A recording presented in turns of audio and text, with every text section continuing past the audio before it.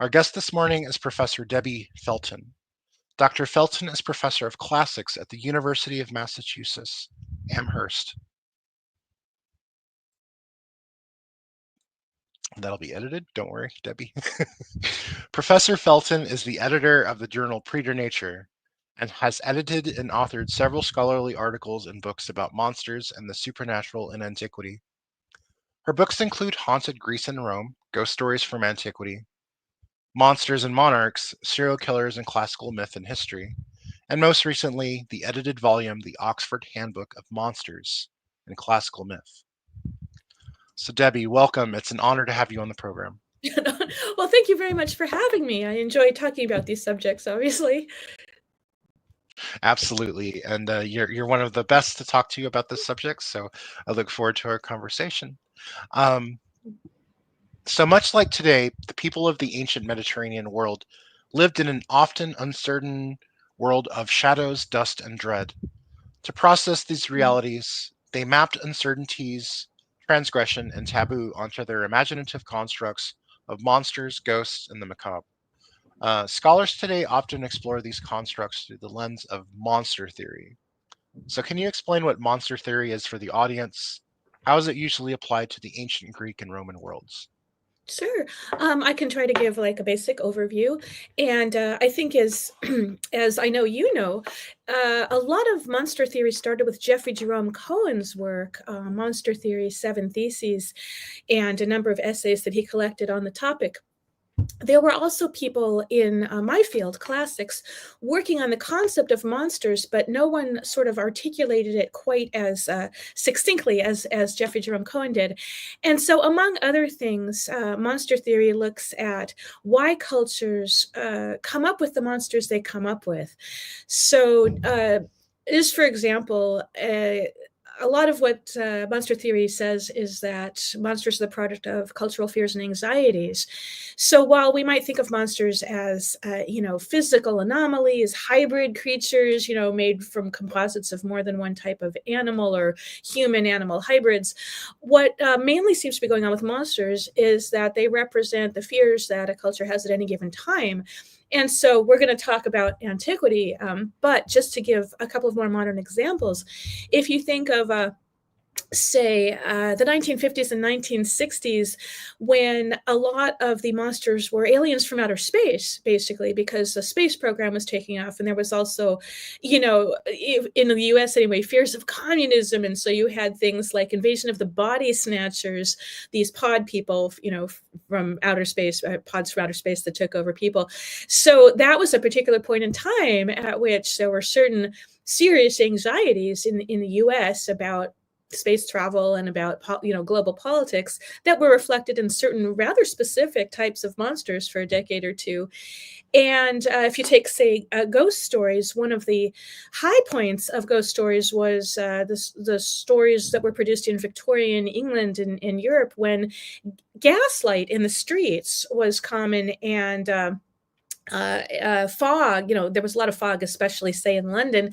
And so you would think you were seeing shapes out there in the fog, and was it something supernatural? But then as soon as electrical lighting took over, the ghost stories sort of dropped in popularity, or at least in terms of how many were being produced, because you could light up every corner of everything, and suddenly there wasn't as much to be nervous about necessarily.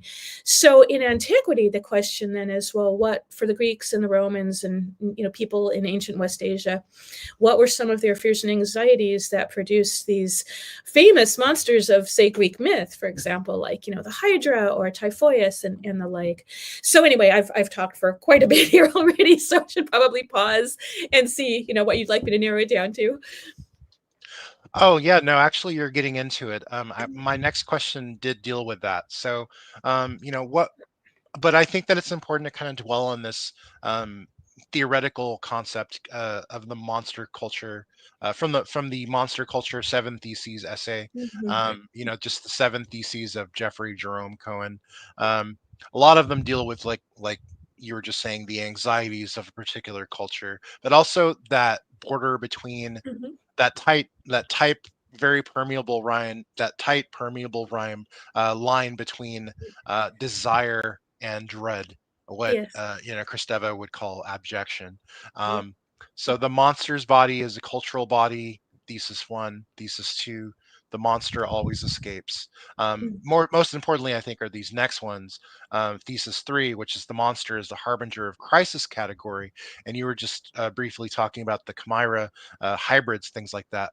Jeremy McInerney just had a book come out recently called Centaurs and Snake Kings, where he Mhm. talks about these anxieties as well with these hybrids, like um, the chimera, things like that. So very interesting. The monster, and of course, the most important ones for me of these theses are, and that we'll be talking about today, are the monster dwells at the gates of difference, Mhm. and the monster stands at the threshold of becoming.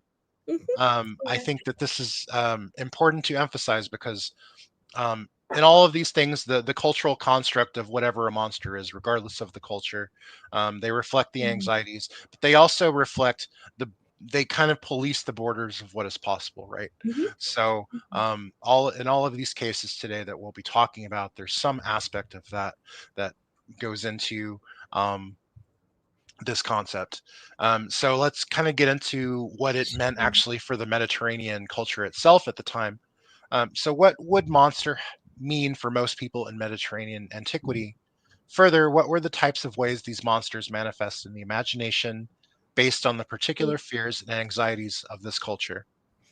Okay, so that's a lot, and those are some really great things to get into. And I think the first thing I'll pick up on is what you were saying about sort of the threshold or liminal aspects of monsters in terms of, they dwell on the outskirts or on the borders of the possible, and so monsters tend to be. I guess we can call them liminal in a lot of respects because um, a lot of them are like dwelling on the borders of well, I was going to say I'm not articulating this very well, but thresholds between like shifts in cultural thinking, I guess might be one way to put it. So you've got the shift from, say, nature to culture. I mean, this is an old dichotomy, right? But when you've got, say, heroes defeating monsters, one of the you know themes underlying all of that is humans are somehow taming nature, or trying to tame nature and trying to bring order to the natural world. And so the getting rid of the monsters kind of makes the world safer for people. It's kind of getting rid of the old guard. It's also often put in terms of uh, I mean, the monsters often represent the earth, and then so mankind's control over that. So that's one aspect. And also in terms of liminality, a lot of the monsters from classical antiquity are actually guardians, especially dragons, which were often guardians of springs, like natural resources that the heroes wanted to get control over, or they wanted to set up their own city someplace, so they had to get rid of the natives. There's also this whole colonialism aspect to getting rid of the monsters as well. And so then I think there's a whole lot we could do with that. But then I think the second thing you asked was, what were some of the monsters and what they represented in the ancient Mediterranean? Yeah, we're going to be getting into that, but Yeah.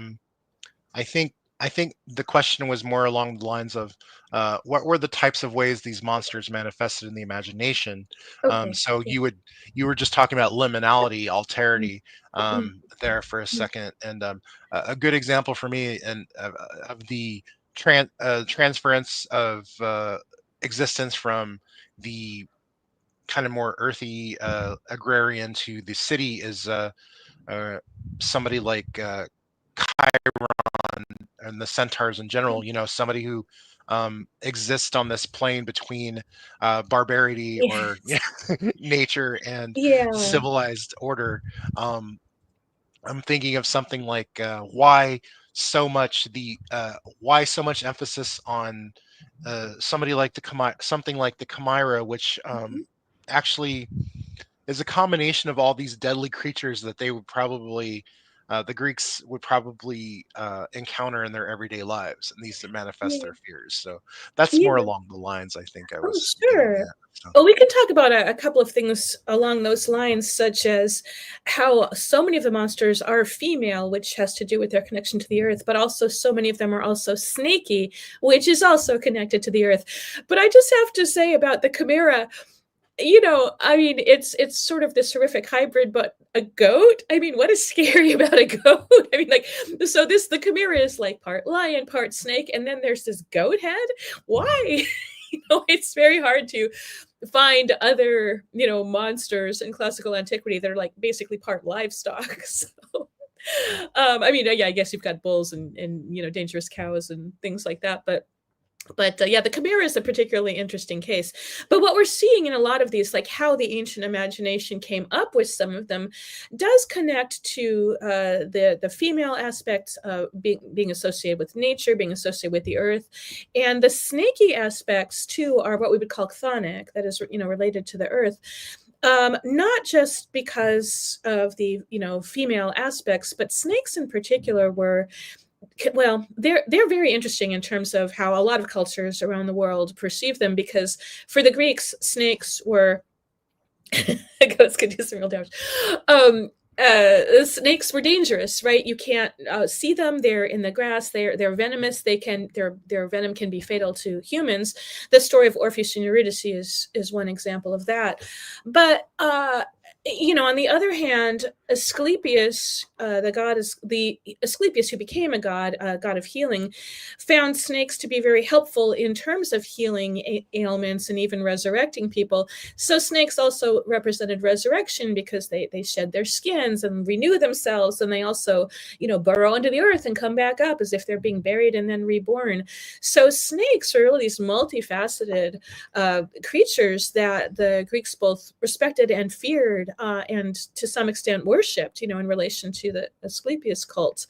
So we see serpentine aspects of most monsters. Most of the more horrific or disturbing monsters seem to have snaky aspects. Like, not all of them, obviously. Centaurs are hybrids, satyrs are hybrids.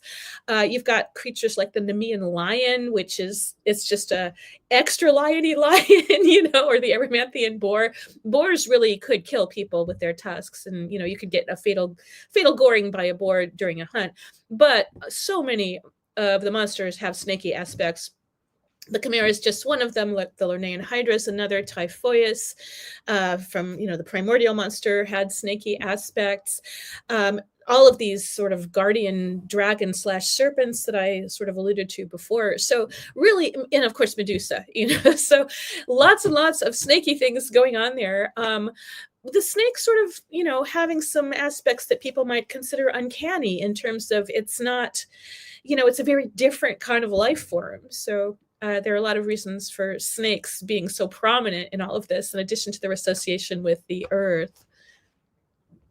Yeah, and I think that's a great point to make about the role that snakes played not only in the imaginative constructs of the myths, but also of the everyday life of people. Snakes again represent this kind of ambiguity that human beings have with something that they both are both repelled by and both kind of see as beneficial in their existence. So it's really interesting. And in my talks with Daniel Ogden about this, who has written the book. Oh yeah, he's written several On, books just on dragons. yeah, Yeah, he's the dragon guy yeah. for Antiquity. I have this copy of Mhm. Dracon proudly. It's Yeah. the most expensive book in my library, but it is well worth. And yeah, he talks about all these concepts of the dragon as the protector, but also um, Mm. as alternatively, good luck, Agatha's daimon, things like that. Mhm. And I think that this is again this this kind of manifestation of getting back to Cohen's monster theory, the concept of the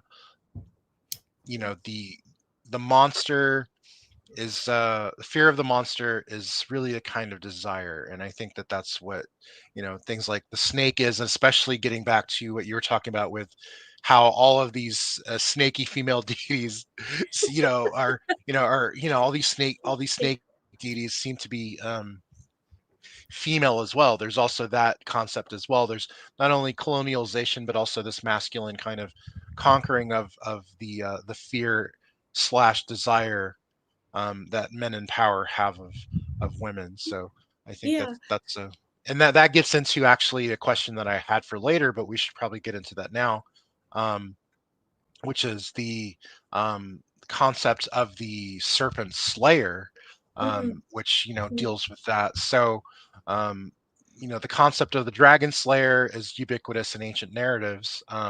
You have numerous examples: Zeus, of course, Yeah. Apollo, Yeah. etc. So, of course, the essential message of these tales is the triumph of order Mhm. over chaos. Yes. So, let's talk a little bit more about this.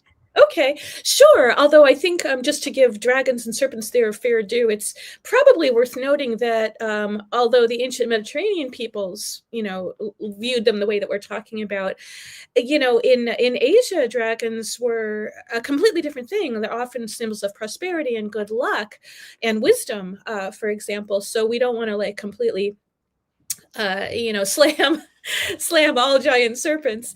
Similarly, even in Egypt, while snakes were feared to a certain extent, they were also worshipped. So, what the ancient Greeks and Romans did with them, especially in terms of the dragon slayers, was what you were just saying, which is this sort of odd, well, not odd, but a dichotomy with the male sky gods conquering the female earth related monsters. Typhoeus was a male dragony hybrid monster, but he had been generated by Gaia, the earth, in order to fight Zeus. And fighting this creature was one of the things that Zeus had to do to prove that he was capable of ruling the cosmos, basically. And then from Zeus on down, you've got what are basically sort of watered down versions of Zeus's huge primordial violent dramatic fight with Typhoeus as described in Hesiod's Theogony. So yeah, you've got Apollo, one of Zeus's sons, who is looking for a place to establish himself and his cult, and he arrives at the site of Delphi where there's this basically guardian serpent, and he kills it sort of a Indiana Jones style, in terms of, you think there's going to be this huge fight like Zeus had with Typhoeus. Apollo just whips out an arrow and shoots that thing the way that Indiana Jones, just took out his pistol and shot the guy with the sword in Raiders of the Lost Ark, if you know what I'm talking about there. But anyway, so there's not this big dramatic showdown with Apollo and the guardian serpent at Delphi. But what he does say to it is basically, there, I killed you. Sit there and rot, or lie there and rot. And so after that, the serpent was referred to as Python, and the Pythia, the oracle at Delphi, takes her name from that. And then, we've got a lot of other guardian serpents being conquered by these men who are looking to establish themselves in a place. So it's that sort of colonialism theme again. And sort of the patronizing attitude that, well, we know what we're doing, we're going to come in and civilize you all.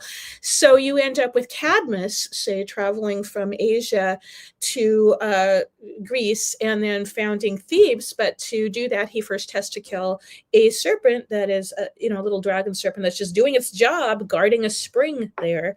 And it sort of goes from there in terms of, all right, we've got other heroes in later generations of the mythological genealogies fighting dragon-like creatures. So, you could consider Perseus and Medusa as, fitting in that, although Perseus also kills a sea monster that is probably a sort of a serpentine, monster as well. And a lot of other heroes Aketos. doing similar things.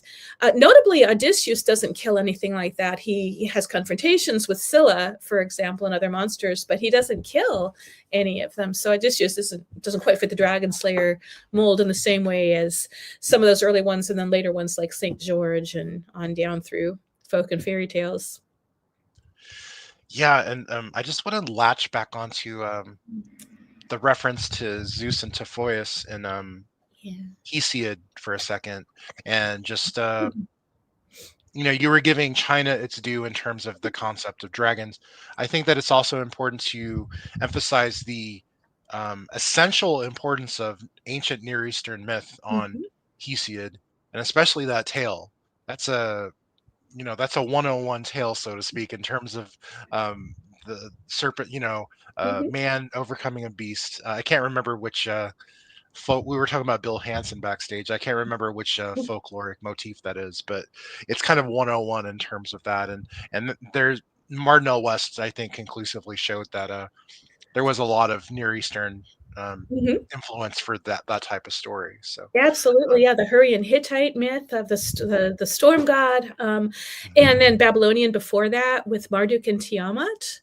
Maybe mhm. is something you're thinking of. Although, interestingly about Tiamat, I think she is assumed to be some sort of a dragony creature because she's associated with the water. So maybe she's like a sea monster.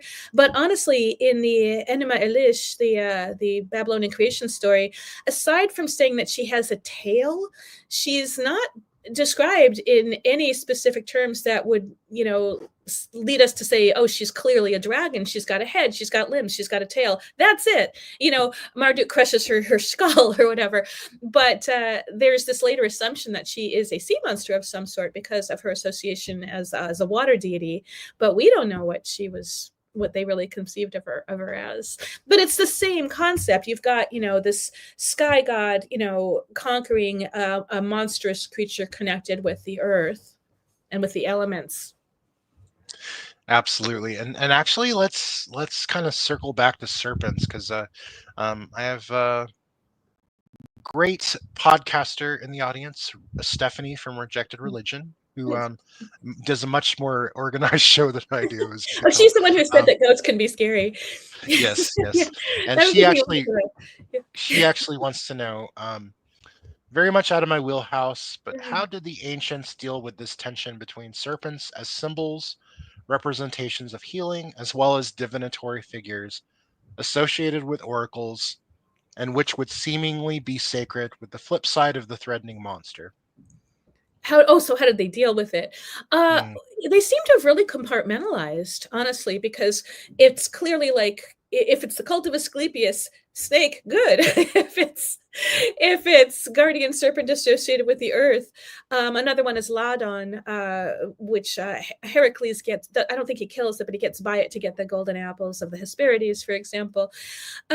So they're threatening. They're not always killed. I was going to say Jason and the serpent guarding the golden fleece is another example. Medea puts that serpent to sleep, but it isn't necessarily killed.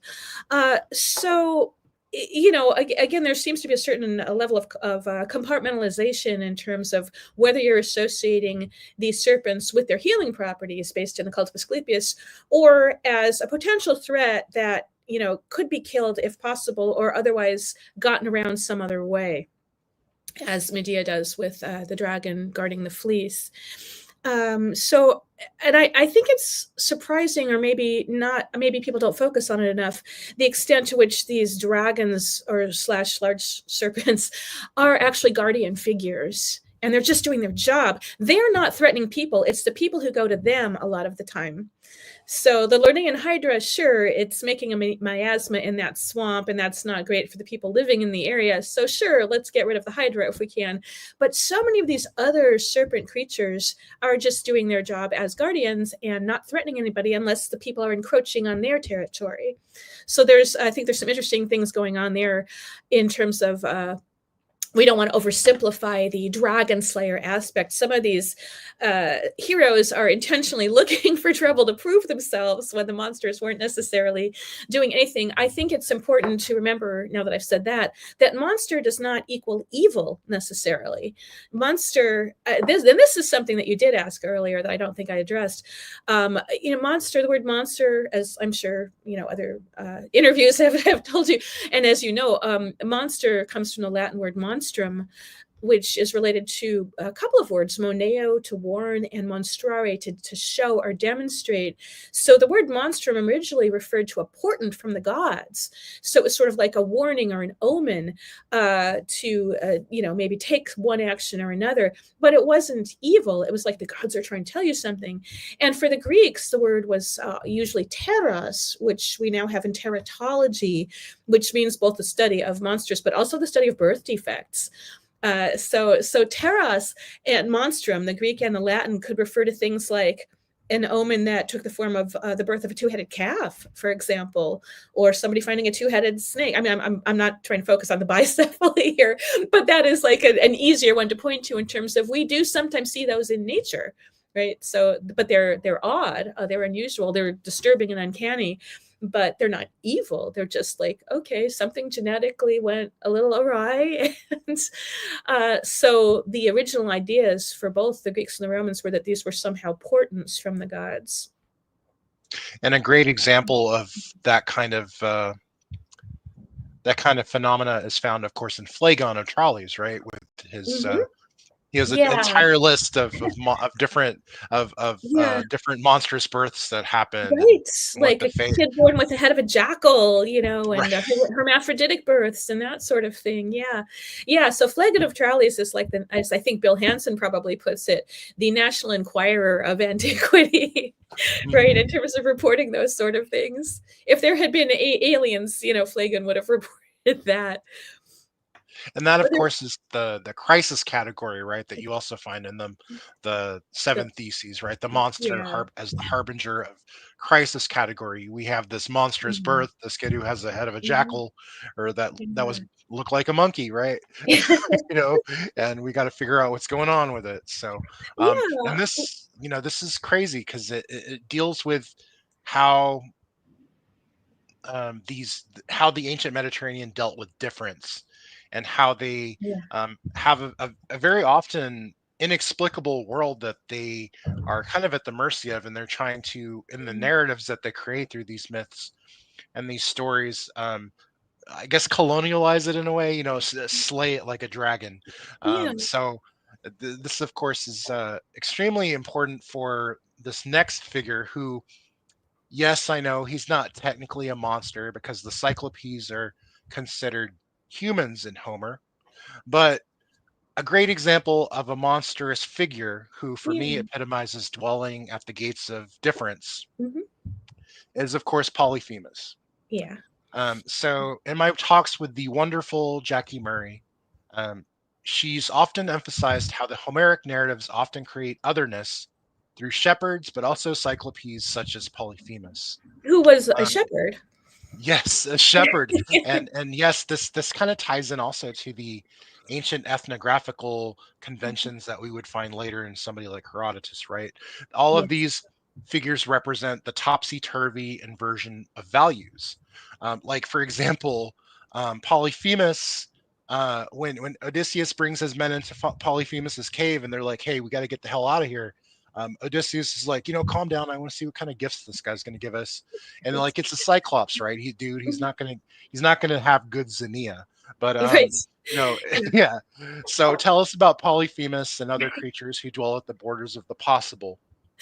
Okay, well, it's a good point that while we tend to think of Polyphemus and the Cyclopes as monstrous, the Homeric text of the Odyssey does refer to them, does refer to Polyphemus as an aner, which is basically, you know, the word for a human man.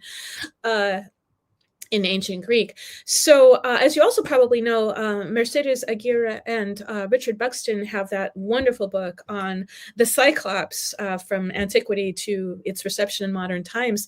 So hopefully you'll get a chance to talk to them at some point if you haven't already.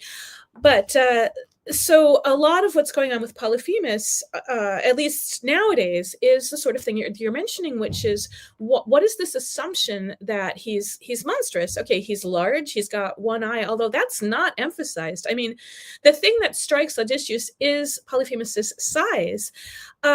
You know, later on, it's clear that he just has the one eye because in the references to blinding Polyphemus, it's clear there's just the one eye. But that's not what gets Odysseus. What gets him is this guy is freaking huge, and the rock that he's using as a door, like men couldn't move that with like 20 wagons, you know, or a wagon drawn by 20 horses or whatever the specific lines were about that.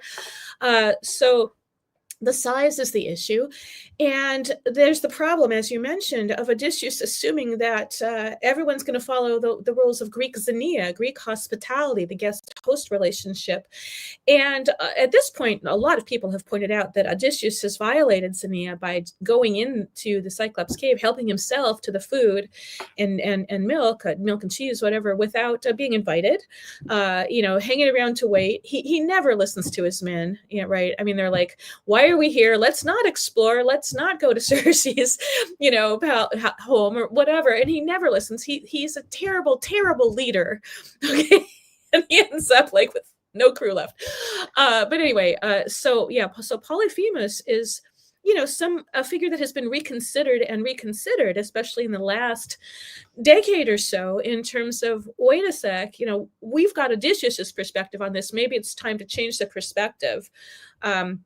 The anthropophagy is also disturbing. We could even call it cannibalism, because Polyphemus is, described as a man on air, just a very large or unusual man, but a man. So the man eating is, certainly disturbing. But again, Odysseus's assumption that everyone is going to follow Greek rules of society is a problem from the very beginning. So in terms of Polyphemus being at the gates of difference, it's this lack of acknowledgement of different cultures, which is the problem. And that you referred to Herodotus, and in both the Odyssey and in Herodotus, the farther you get from, it's very Hellenocentric. The farther you get from Greece, the weirder things get. So when Odysseus sets out from Troy, he meets they do a pirate raid on the Cacones, and that's like a normal, a clash between peoples. And then, it's the Lotus Eaters. Well, they are addicted to what seems to be an opiate of some sort, but they're basically still people. But then you keep going, and it's like, Cyclops, Lystrigonians, Scylla and Charybdis and Sirens and whatever. So the farther you get from, farther off track you get, the less human your encounters are. And that seems to be true in Herodotus also. The edges of the earth, which is something that James Romm has talked about a lot too, in terms of Herodotus and his geographies, and Ctesias too, for that matter, a slightly later historian. So over in India, or down in Ethiopia, you've got various, dog-headed people, or, the people with no heads, but the eyes in their chests, that are later referred to as blemi, although not in Herodotus. And just all sorts of weird creatures, gold-digging giant ants that apparently people have decided are actually marmots, So anyway, it's, so the, Herodotus was usually better at cultural relativity in terms of considering other cultures, but he might have expressed some skepticism, and he even describes that tribe of werewolves, the Noiri, right? But the farther you get from Greece, the weirder things are, because we're the norm.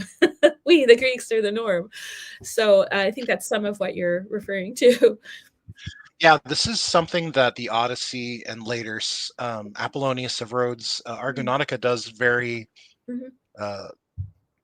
very obviously, which is like this colonial aspect of these cultured Greeks going around to different unexplored places in the ancient Mediterranean world, and encountering all these strange people, and somehow bringing Greek civilization there, in a sense. Or trying to, and right? Yeah, and just getting back to Polyphemus, I think that Ovid showed the wonderful, soft, sensitive side of Polyphemus when he's woo. I can't remember which goddess or Nereid he's trying to woo, but he's singing ballads to her about what kinds of cheese he'll give her or something. Was this like the I don't know. Polyphemus and Galatea story? Yes, So that's a wonderful story. Yeah, and she I love that. rejects him, and Yeah, she rejects him. I'm But not sure. Was that I just, Ovid, or I thought it was a Hellenistic. But anyway, I can't quite remember, but I know what you're talking about. Yeah. I think he took it from a Hellenistic source, but it's definitely a story that he has in the Metamorphoses. It's very, and actually, this is a great question to ask. So, James, thank you for this question. Good to see you again. It's been, too long.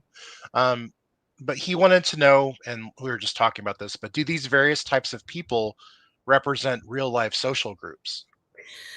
So it depends. I think this is a good question. Thank you. I think it depends what you mean by people in real life social groups. I'm not sure if you're referring to, say, the Cyclopes in particular, which are more fantastical, or if you are referring to what we were saying about the people on the edges of the known world, like This is more in regards to Herodotus, I believe, in okay. ancient ethnography.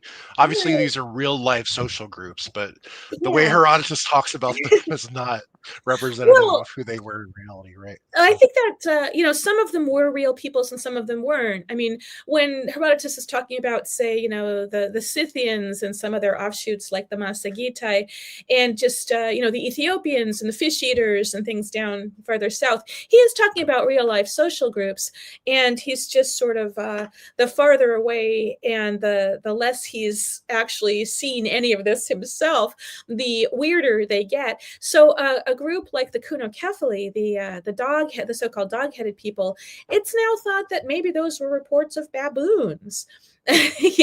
Some kind of a primate with a slightly dog-like looking head. So it's a little hard to tell which peoples, somebody like Herodotus or Ctesias, which peoples might have actually been real life peoples versus, okay, these are just reports of from a distance of unusual animals, maybe. So again, with Herodotus, some of them are definitely real life peoples, and some of them, if they are, no one knows what they were like. Again, the Kunokephali are a very good example of that. He also, both Herodotus and Ctesias describe other sorts of peoples like the monopods, that is, people with like one giant leg and foot, or people with giant ears, that they use for shade. The same with the monopods. So it's a little hard to tell the extent to which those were based on real life social groups. The farther you get and the weirder it gets, the harder it is to find the actual connection, which is why people theorize about Kunokephali having been baboons, for example. thank you so much for that answer, and thank you for that question, James. It's a good question. Yeah, I want to get to the macabre aspect of Sure. this world. We've been talking a lot about the more imaginative structure, but I want to emphasize that the ancient Mediterranean in reality is a very uncertain Mm. place. And just like today, they had real life monsters who existed, whether that be tyrants. And you wrote a book on this, of course, Mm. Monsters and Monarchs. Um, there are lots of actual tyrants and things like that, for Mm. lack of a better term, in the ancient world. In terms of we can't so much talk about the aspects of homicide like I was going to for lack of time, but I wanted to talk about a figure who I think really represents this alterity and this desire that Cohen is talking about in his theses. And of course, I'm talking about, of course, none other than a favorite, absolute favorite of mine, Medea. Mm. Medea is from the Black Sea. She's a devotee of Hecate. Yeah. She's a magician, but she's also a child murderer. And if we were making a comedy about Medea, it would kind of be like she can't stop killing people, even if she didn't want to kill people. Like somebody will just end up dead around her, right? So I don't know let's about a talk about comedy, but yeah, let's just talk about Medea for a bit. sure. What kind of anxieties did the Okay. particular stories told about Medea speak to? Okay. Yeah, she's an amazing figure and sometimes held up as a feminist hero these days. So Medea is actually, to some extent, a local hero in modern day Colchis, like the area where she was from. There's a huge statue of Medea on top of one of the taller buildings in the seaside town in the country of Georgia, which is now Georgia. And even that was controversial because some people were like, okay, she stood up for herself, but yes, she killed children. So it's she clearly still evokes a lot of controversy. One of the things to keep in mind, although it clearly is became one of the main versions of the myth, is that it's Euripides' play that, Medea, that has her as a child murderer. Other versions of her story, she doesn't kill her children. They go into exile with her. And maybe they're threatened by the townspeople threaten to kill the children and sometimes kill the children. So this one version, the play, Euripides' play, became predominant. And but I think it's important to remember that she didn't always have this reputation of a child killer, and she didn't she didn't always kill her brother either, depending what version you're reading. But Medea is so complicated because, again, depending on what version of the myth you read, what variant you read, the gods like Aphrodite and and Hera, made Medea fall in love with Jason so that he would have one of these helper maiden type figures to help against her father Aeetes, who was obviously trying, as usual, as it usually happens in these stories, trying to get the hero killed by assigning him impossible tasks that were meant to kill him, like yoking bronze-footed fire-breathing bulls and fighting the stone men and that sort of thing. So Medea was, at least, and again, it depends how metaphorically you want to take that too. She was caused to fall in love with Jason, or fell in love with Jason and betrayed her father. And so there's the disturbing part where they're leaving Colchis, and she chops up her younger brother and throws the pieces in the ocean so that her father, who's pursuing, will stop and pick up the pieces to have a proper burial. But then she and Jason get purified of that crime by Circe, who is usually genealogically said to be Medea's aunt, but in some cases her sister. So again, multiple variants of the myths here. But then they get back to Greece, and Medea is now the foreigner. She's the other. She sticks out as not being Greek enough, and she is a witch, or she knows about potions, which is this sort of subversion or overturning of women are supposed to do normal cooking, not cook weird potions kind of idea in terms of what a women's role is supposed to be in the household. And so she rejuvenates Jason's father, Aeson, but when she, explains to the daughters of Pelias how to rejuvenate him, she forgets, she intentionally misleads them so that Pelias is chopped up into bits and not rejuvenated. And then, of course, when Jason decides to throw her over for the Princess of Corinth, because he needs a more Greek bride, and Medea's reputation has been getting worse and worse thanks to all of the murders, he forgets that he's dealing with a murderess, and it does not go well for him. So he's ultimately left alone. His in the Euripides version, his two sons, his heirs, are killed.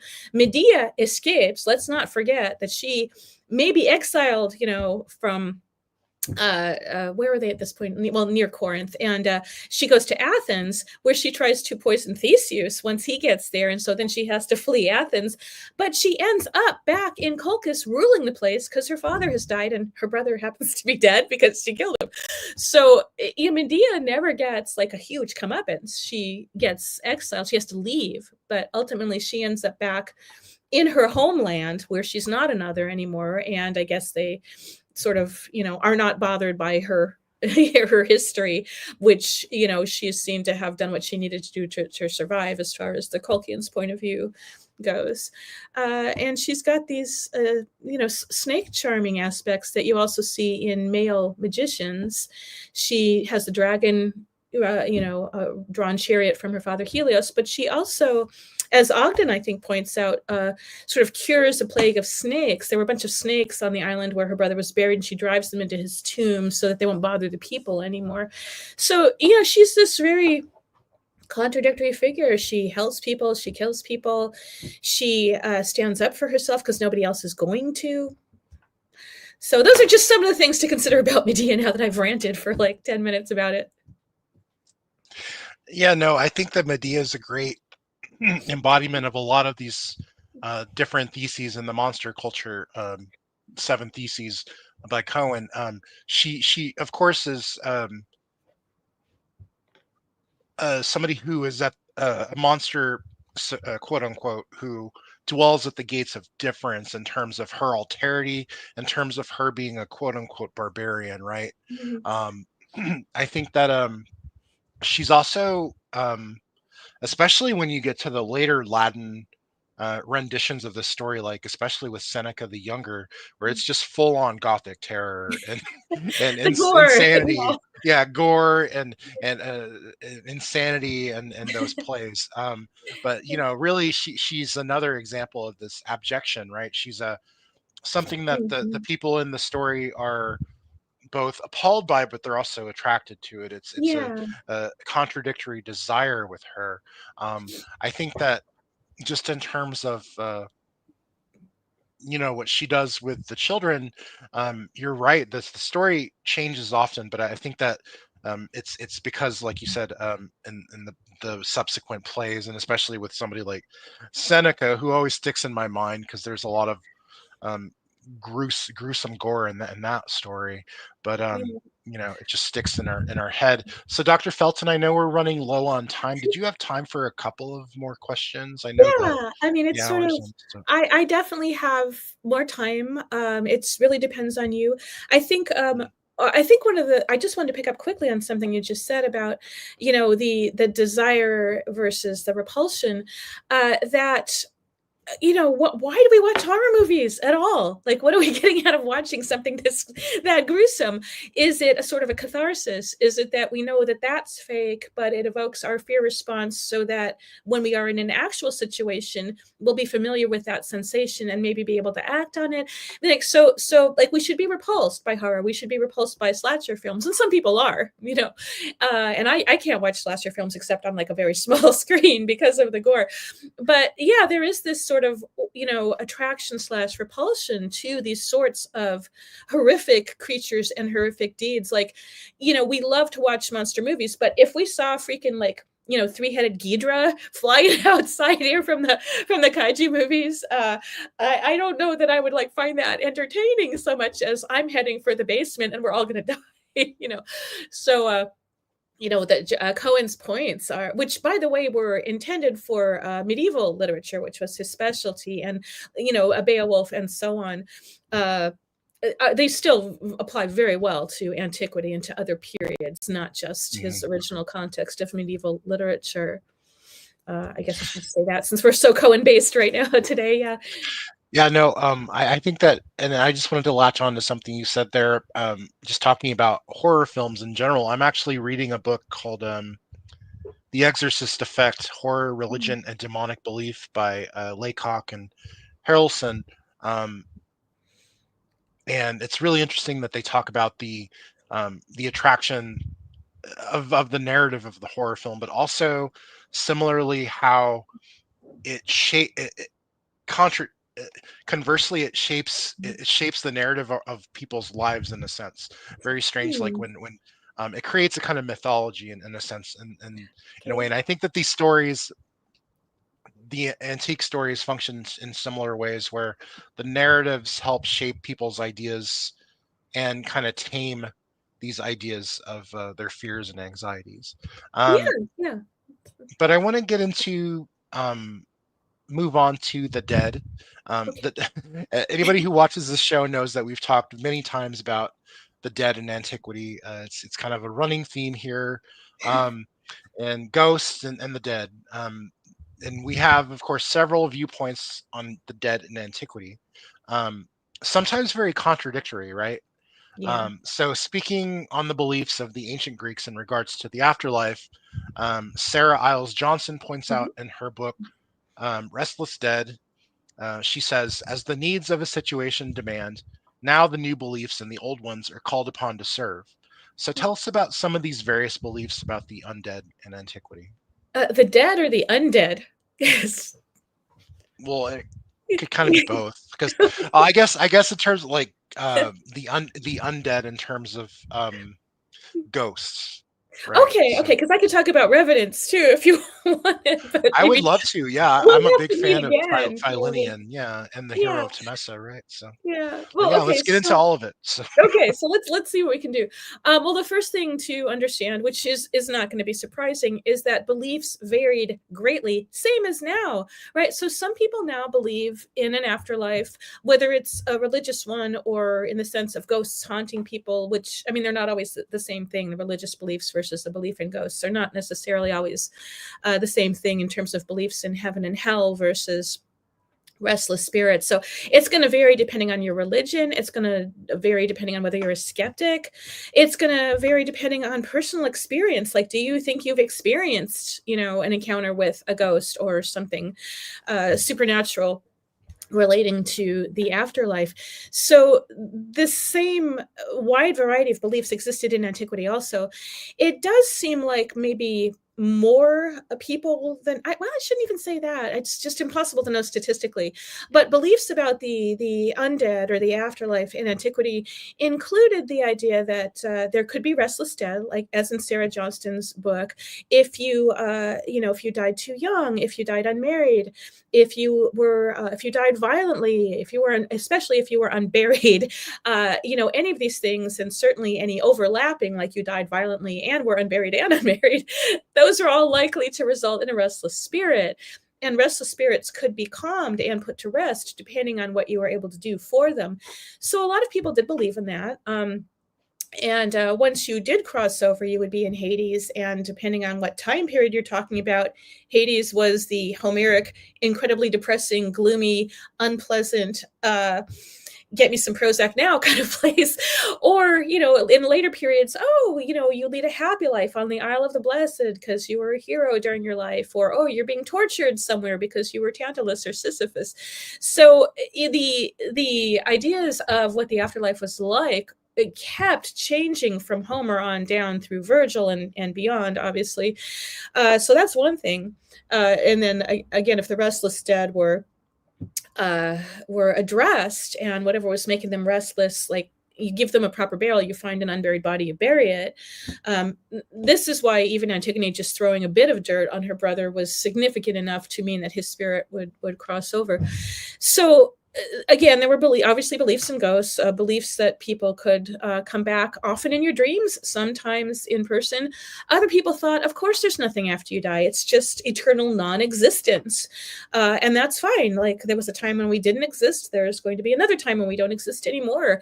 And so you have epitaphs like non fui fui, non sum non curo. I was not, I was. I am not, I don't care. So again, different beliefs about what awaits after death. And another aspect of that, though, was the belief that the dead could be controlled. So one thing that was ubiquitous in the ancient world, ancient Mediterranean in general, were curse tablets, where the dead would be called on to enact the curse. So you might call on the dead spirits. You might also call on chthonic deities like Persephone or Hades or Hermes and Hecate. But the idea that somehow the dead spirits could be controlled, even if they were buried. You'd find curse tablets in the cemeteries and down wells and things so that they'd be closer to Hades, but the belief that the dead spirits could somehow be controlled even if they weren't necessarily restless.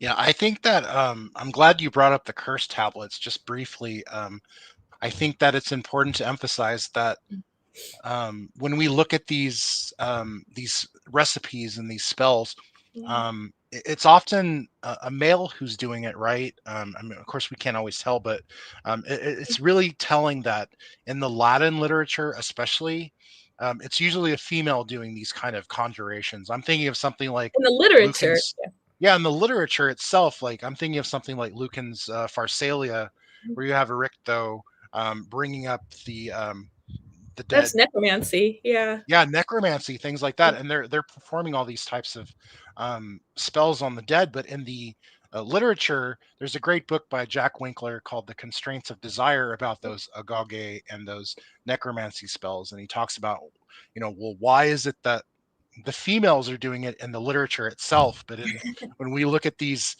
performing love magic or doing these necromantic spells, but when we look at the actual recipes themselves, it's predominantly a male doing it, to It a depends what the female. spell is for.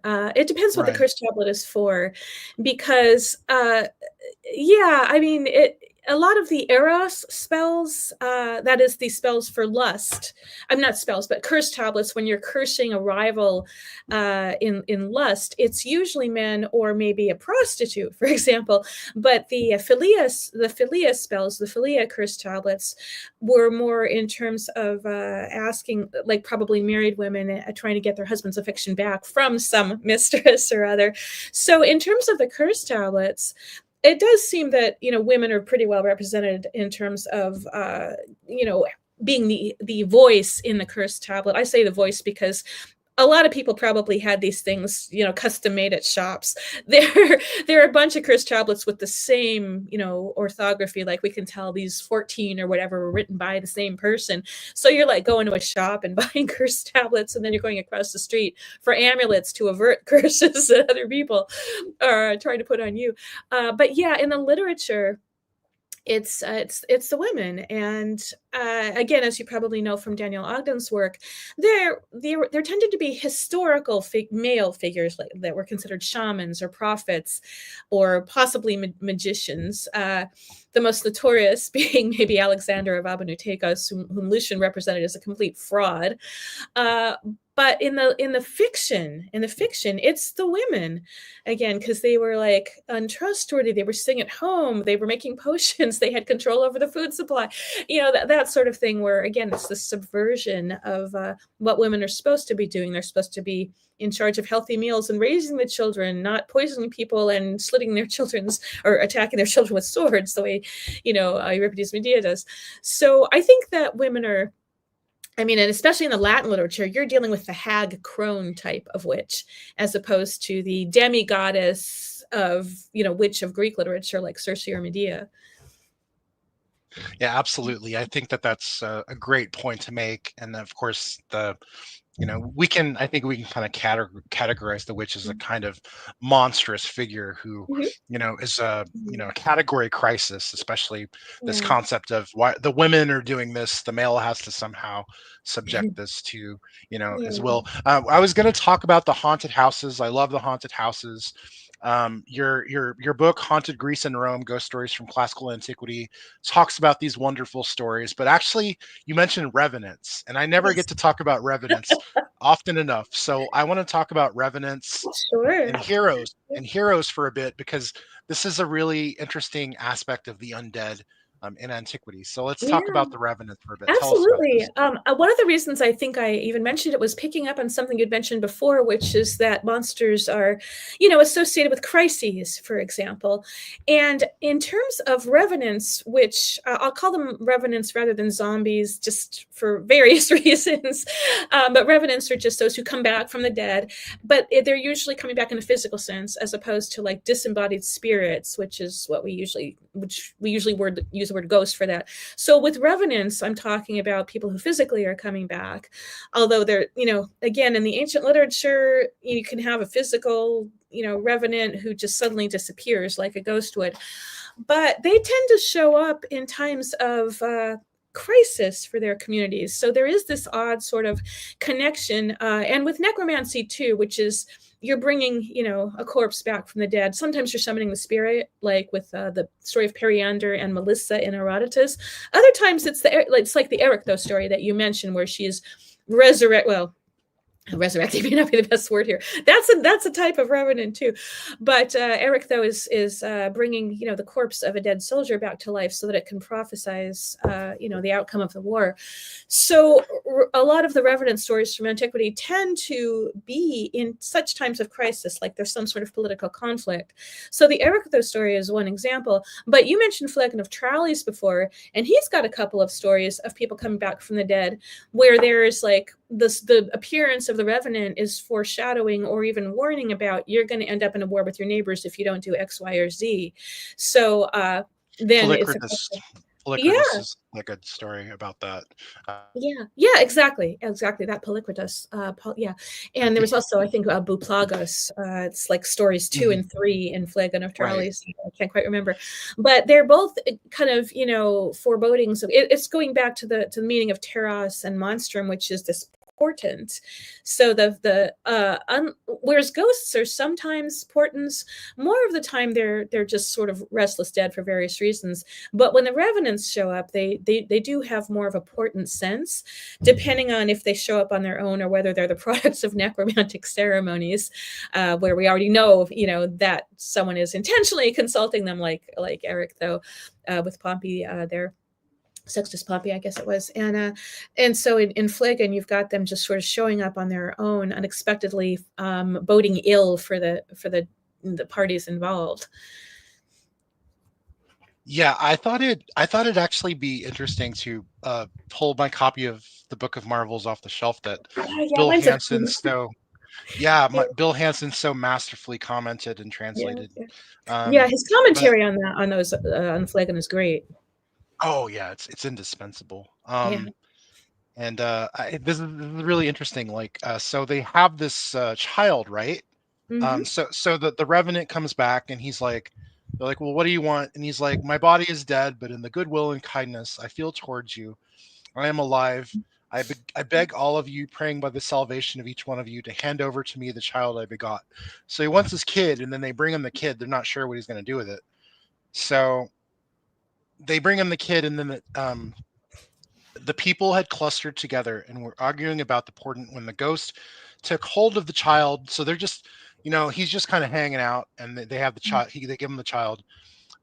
So he took hold of the child, forced back most of the men, Mhm. hastily tore the child limb from limb, and began to devour him. Except for People the head. began to shout and throw. Yeah, they began, and so he consumed the entire body of the boy except for the head, and then he just suddenly disappeared, and he leaves Yes. the head there, right? And Yeah, then he the does. head of the It boy starts starts giving his uttering prophecy. prophecies. Yeah. Yes, it's an insane, amazing story.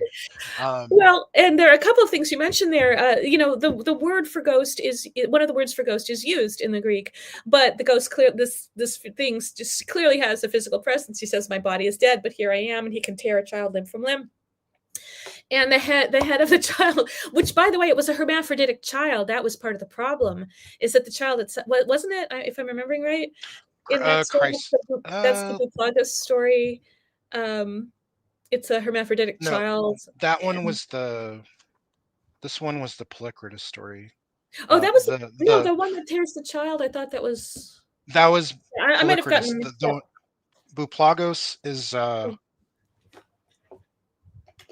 Is not this as maybe familiar with this I've gotten one. the two stories mixed up, but I think the child in question, the one that was torn limb from limb, that it was a hermaphroditic child.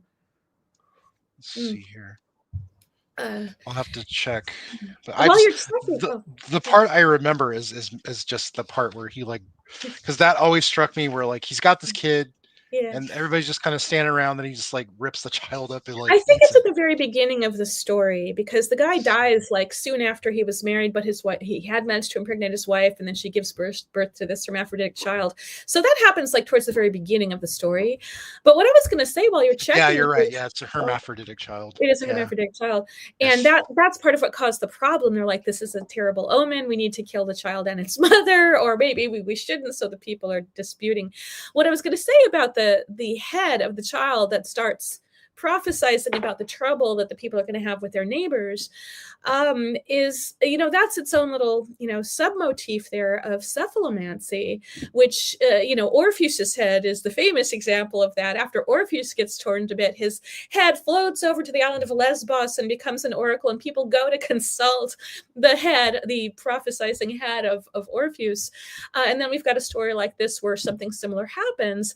And again, I think Ogden's source book has a few other examples of cephalomancy, or at least trick cephalomancy, where one of these fraud type magicians makes a skull out of clay, not clay, wax, and then sort of lights it so that it slowly disappears while someone is ventriloquizing.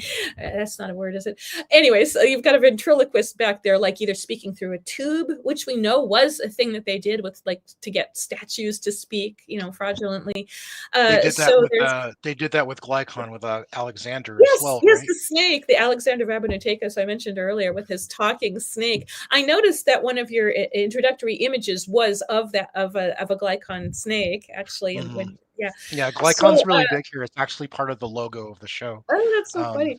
So yeah, there are a lot of different things being worked into some of these stories. The revenant showing up in time of crisis, the hermaphroditic omen, the cephalomancy, mhm. which again, it's not like somebody was consulting that. It was just an oracular head, but it sort of falls under the heading of cephalomancy. It's So, really interesting how a lot of these motifs, like Ogden talked about this a lot in his book on the search of the in search of the sorcerer's apprentice, yes, but yes, also in other we should, parts of his work where he talks about how a lot of these motifs are carried over into Christian apocryphal mhm, traditions. And we were talking about yes. the head giving Mhm. kind of oracles and things like that. I think immediately of the apocryphal tales of John the Baptist's head just kind of out Mhm. there floating around, like still proclaiming stuff. It's really Yeah, interesting. yeah. Yeah, and then of Yeah, course the oddly makes dragon great slayer connections. motifs. Yeah. Yes, Yeah. yeah, So yeah. I wanted to just end with talking about heroes for a bit, because Sure. hero is a very ambiguous word in Mhm. antiquity as opposed to today. Yeah. When we think of a hero today, we think of maybe like a superhero, like Mm. Spider-Man or something. But a hero meant something very different in antiquity. So Yeah. let's talk about that for a bit. Sure. Well, one of the original meanings of the word hero was that it referred to anybody who fought in the Trojan War. So it was all, so at that point it was already, mythical slash legendary. So an example of that is the hero of Temesa, who is one of Odysseus's, I'm speaking of revenants. The hero of Temesa was, according to the story, one of Odysseus's men. And this is, an apocryphal Odysseus story. So they were on their way back and off course, and they end up in the town of Temesa in southern Italy. And one of his men gets drunk and rapes a local woman, and then they stone the guy to death. And Odysseus, as usual, doesn't really care and just sails away, sort of like not noticing that Elpenor had broken his neck by falling off Circe's roof, etc. So Odysseus sails away, but the restless spirit of the stoned man starts killing townspeople. So again, it's having a physical effect. And then the townspeople consult the oracle at Delphi, who says, appease this restless spirit by making a shrine and offering him like a bride once a year. And so that just goes on for ages until Euthymus, who is a historical figure tied up in this sort of legendary mythological story, the Olympic boxer Euthymus comes, fights the entity, the hero of Temesa. So it's actually the revenant slash ghost slash killer that is the hero, called the hero in the story. Euthymus fights it, drives it into the sea, it's gone, Temesa is saved. So that's a good example, I think, of how different the word hero was in antiquity. We would think of Euthymus as the hero because he fought the creature, whatever it was, the dangerous entity, and drove it away. But the entity is actually called the hero because he fought in the Trojan War. It doesn't matter that he was like a complete a-hole, criminal. That's, a-hole isn't strong enough. The guy was a criminal who raped and murdered people, or, his revenant murdered people, whatever. We don't know. It's such a weird story. It may even be a foundation myth. I mean, people have analyzed this from all sorts of angles. But yeah, so the word hero meant something different. And so then when you've got people like Heracles or Perseus or even Odysseus, they're not generally referred to with that word. I mean, Odysseus fought in the Trojan War, so he could be referred to by the word hero, but it wasn't in the literature. It wasn't used the way that we use it now. So now we think of the hero, the fighting part is still there, like from antiquity. Like you fought in the Trojan War, you're technically a hero. And then you've got, in stories of the afterlife, you've got the Isle of the Blessed, where the heroes who fought in the Trojan War can go after they die. Although it's unclear whether that depends on whether they did something like the hero of Temesa or not, in terms of what their afterlife is going to be like. But yeah, Right. very different word back then. Yeah, very different word, and I think it's a hero. Hero was somebody who was a special category or a special Mm-hmm. class. I think you mentioned this Yeah. in your haunted Greece and Rome book, but a Mm-hmm. hero is a special class of dead person who Mm-hmm. is kind of ambivalent, but is the Greeks and Romans considered it paramount through any any number of divinatory practices um, to give worship, right? So, and I think that the Yeah. hero of Temesa is a great example of this crossover as well, because the good guy in the hero story is Euthymus, right, of Lockery, the boxer, right? Yeah, the Um, boxer. Yeah, a historical and figure. He won two different Olympiads. Yeah. Yeah, and this is something that Daniel Ogden brought up, that these classes of athletes where they had all these strange stories that kind of came up around them, and a good example of one of these athletes who actually became a hero himself is Cleomedes, right? Who killed all these children in the he was mad because like he got disqualified at an Olympic game or whatever, and he went and he knocked the school down pretty much with his Yeah, and great it felt, strength. yeah. Yeah, and then he went into this box to hide from everybody, and then he was gone and he disappeared. So they consulted the Oracle of Delphi and said, well, you got to give him praise now. So, and Bill Hansen talked about this. He said that if you're a hero in the ancient world, um, you know, and especially somebody like Cleomedes, who was angry because he didn't get what he wanted in life, Mhm. and that resentment is tenfold, so you better appease that hero. So it's a Yeah. very, very just loony concept, and I think the hero concept, the revenant aspect of the hero concept, gets taken to 11 and something like late antique second sophistic literature like Philostratus's Heroicus, right? And we were just talking about the Polycrates story where he tears that kid apart and he leaves the head. I'm thinking of the last story of the Heroicus, where Achilles' revenant Mm. has these sailors bring him the daughter who is the descendant of Yeah. the last descendant of Troy, and You have he to make like these is like building. sacrifices to the heroes sometimes. Like Yeah. Polyxena had to have her throat cut at Achilles' tomb. I just wanted to mention that the story that you just mentioned about the guy and the school children and the people tried to stone him too, and that's when he hid in the box. It's told by the same author, Pausanias, who told the story of Yes. Euthymus and the hero of Temesa. So he clearly had a thing for that type of local legend. I mean, that's Pausanias. That's what he does. Tells stories from different parts of Greece. So those two stories are connected. And you mentioned Philostratus, and outside of his Heroica, there's also, his hagiographical work about this is Apollonius of Tyana, I guess, who basically could tell when someone was a demon. So there's a similar story. The town is sort of being plagued by something mysterious. Apollonius comes along, looks at this beggar in the marketplace, says, that's not really a beggar, that's a demon, you need to stone him to death. So again, with the stoning, in which antiquity was a thing, I know. The townspeople are reluctant to do that, but he makes them do it, and they stone the thing, and then it turns out to have like shifted into a dog, and it really, with red eyes, and it really was a demonic figure. So yeah, there are all these like what we would consider odd little stories about these like entities who are not quite human, not quite gods. Are they ghosts, revenants, daimones? What exactly are they?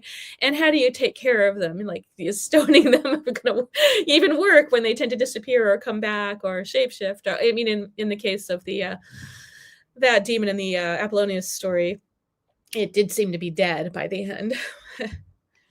The demon dog of Ephesus. Yes, Daniel Yes, Ogden's yes, the fond of demon. that I like story. that. That needs to be the title. Yes. And I'm glad you brought up this Apollonius biography, because Yeah. that's a really important um, point to make too. That Apollonius spends the night at Achilles' tomb. Mm. It's kind of like his pilgrimage. Like, he goes to the tombs of all the heroes who fought in the Trojan War, and he kind of communes with Achilles or whatever at his tomb. Yeah, And and Pausanias, like you yeah, mentioned as well, like he's all about the cultic sites, and I think those yeah, are invaluable resources for understanding this yeah. phenomena. Well, and I think I just want to stress what you had said a little earlier, which is that to qualify as a hero, you usually also had to have a shrine in your honor, and then you were worshipped. And so not like giant temples or anything, but hero shrines where people could come, pray a little bit, make an offering. And that's what they suggested in terms of the hero of Temesa, for example. But all over Greece, you've got these hero shrines. The other thing I was going to say is that, yeah, Apollonius of Tyana also had encounters with Lamii, so another sort of demonic spirit. And there's just so many stories. I mean, you can only cover so much.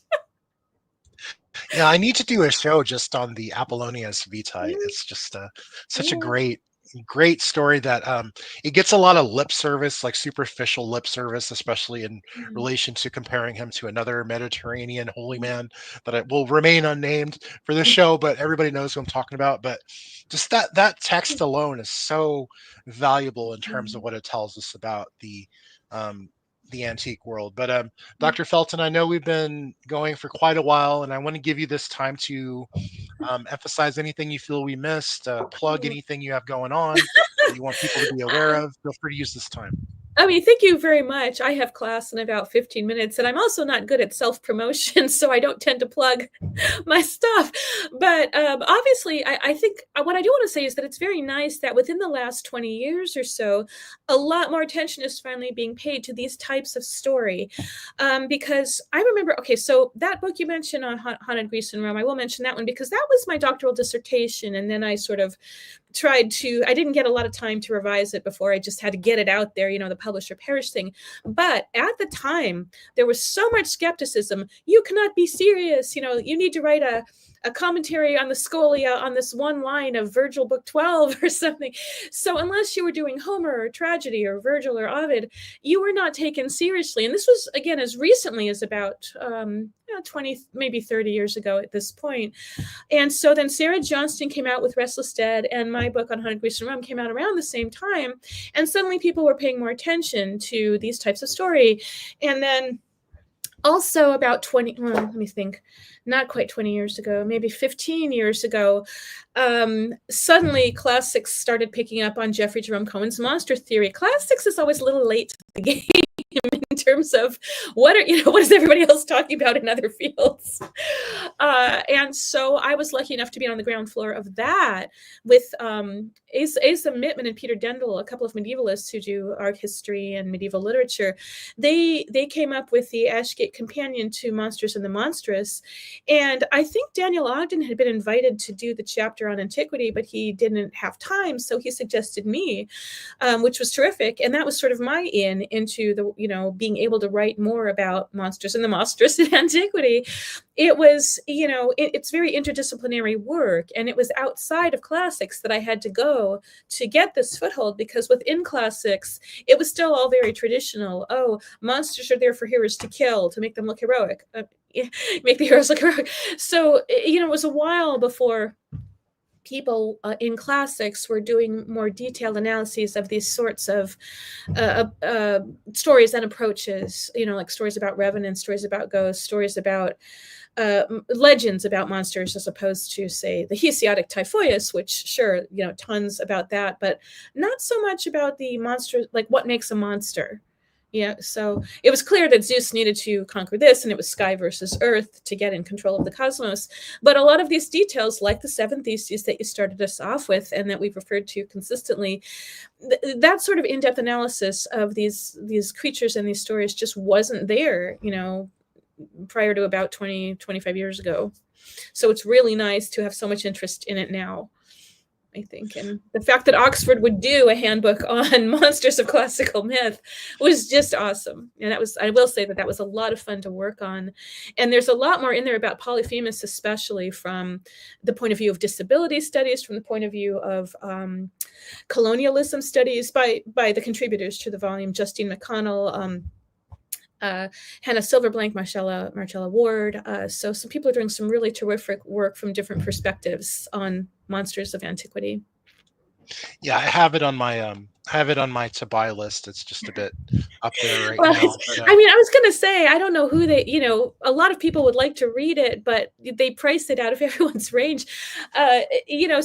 Y'all send me emails and I will get you discount copies or links to it or something. And you can certainly ask for copies through various libraries. Public libraries can also get a hold of it. But yeah, I just, it's such a fun topic, but it's so out of reach in terms of who's going to pay $150, even libraries don't want to pay that now. Well, lucky for us, you also have a lot of accessible, affordable books as well. And I just before we go, I think that it's extremely important to emphasize what you were talking about there with, how all this stuff was kind of considered trash and beneath the classic. It was considered lowbrow. Yeah. Right. Like I love Homer, but my interest is in stuff like this and stuff like the Second Sophistic and the novels. Stuff that was considered maybe 30 years ago trash. It's like, I think it's just symptomatic of this concept that a lot of classes had that's kind of epitomized in E.R. Dodd's The Greeks and the Irrational, where everything that kind of came after a certain period of time was like Neoplatonism, things like that was just superstitious trash and a descent. a fall as opposed to like an Right. interesting phenomena in itself. But Debbie Felton, this has been an amazing discussion. I love your enthusiasm for the Oh, I love your prompts. for So like your questions are just so good to get the conversation going, and it's hard not to like rant, when you've got such interesting material. So yeah. Well, yeah, when yeah. you mentioned the heroes, my ears perked up because I love talking about revenants, and there's not too Yeah. many people I can talk about revenants with. So Mm. I appreciate the Oh, opportunity. But Debbie Felton, I want to wish you a wonderful morning, and thank you so much for being so generous with your time and knowledge today. well, thank you again for having me. It's been a lot of fun. These talks are always a lot of fun because we get to talk about monsters and ghosts. And yeah, I mean, like you said, it's a really fun subject.